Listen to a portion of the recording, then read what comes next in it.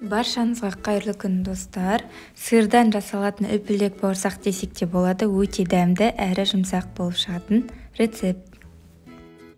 Ең алдымен айранды таза ыдысымызға құйып аламыз. Одан соң үстінен секер, тұз қосамыз. Бөлек ыдысқа үккіштен ұнды өткізіп аламыз. Үккіштен өткізіп болған соң үстіне разрыхлитель салып араластырып қоямыз. Айран мен ұнды біріктіреміз. Үстінен жұмыртқа қосамыз. Дұрыстап араластырып аламыз. Укропты тура видеодағыдай уақыттап турап үстінен қосамыз.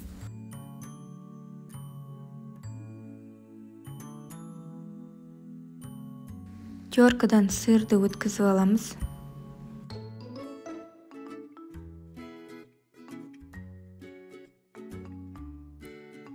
Барлығын біріктіріп, дұрыстап араластырып аламыз.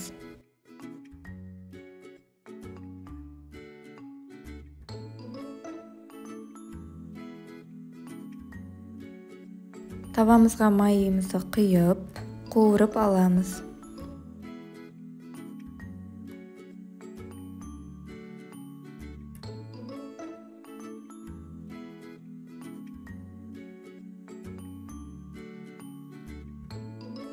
Басында осылай қасықпен салып қуырып алдым, және тез қызарады, осылай қызарғанша пісіріп аласыздар.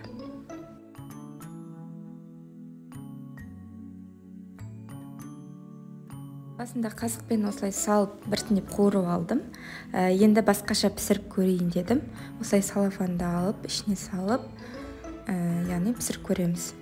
Сіздерде кондитерский мешок болса, одан да ыңғайлырақ болады.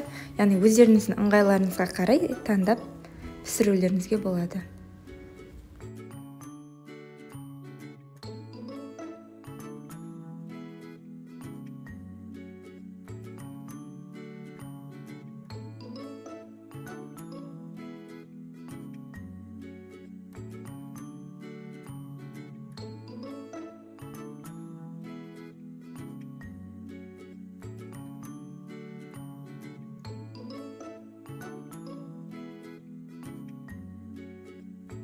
Осымен сиыр қосылған бауырсағымыз дайын болды.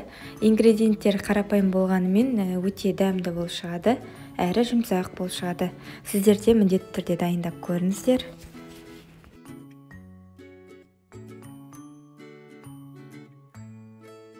Видеоны соңына дейін қарағандарыңызға рахмет. Келесі видеода көріскенше сау саламатты болыңыздар.